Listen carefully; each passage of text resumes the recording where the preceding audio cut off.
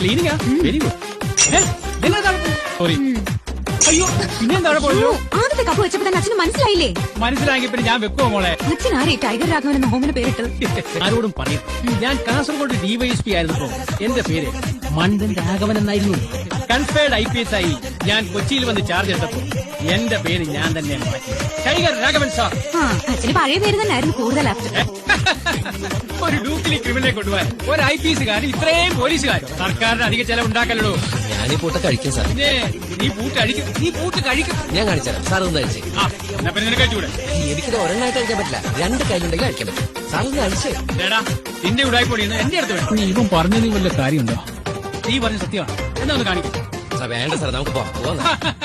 അപ്പോഴത്തേക്ക് നീ പണങ്ങിയോ? ഒന്ന് കാണിക്കടാ. തിരിച്ചോക്കെ കണ്ട, ഈ കളിയിൽ താക്കോൽ അലർജിയാണ് സാറേ. ഇനി വേറെ താക്കോൽ, വണ്ടിയുടെ താക്കോൽ. താക്കോൽ അലർജിയാ? അതെ, എന്റെ വീട്ടിൽ താക്കോൽ. ഓ അത് കൊള്ളാം. ഈ കളി ഗംഭീരവും. താക്കോലിച്ച് ഗംഭീര കളി. സാർ ഞാൻ എടുത്തിട്ട് വരാം. സാർ ധൈര്യമായിട്ടിരുന്നോ? ഒരു കാര്യമുണ്ട് സാറേ, ഞാൻ വേഗം വരാം. എന്നെ മരമണ്ടനാക്കി രക്ഷപ്പെട്ട അസുരവിത്ത് നീ കാരണം എനിക്കുണ്ട് അപമാനം. എനിക്ക് തിരുത്തി കാണിക്കണം. ഇവിടെ തന്നെ. എനിക്ക് വണ്ടി ഓടിക്കാൻ അറിയാം. ലൈസൻസ് ഉണ്ട് സാർ. മതി കേറെ. സാർ എന്തേ കാണിക്കുന്നത്? നീ എന്നെ അന്ന് പുതിയത് സ്റ്റീരിംഗിലല്ലേ, പഴത്തിന് പകരം ചോരക്ക് ചോര. ഞാൻ സ്റ്റാർട്ട് എന്താ സാർ? വേഗം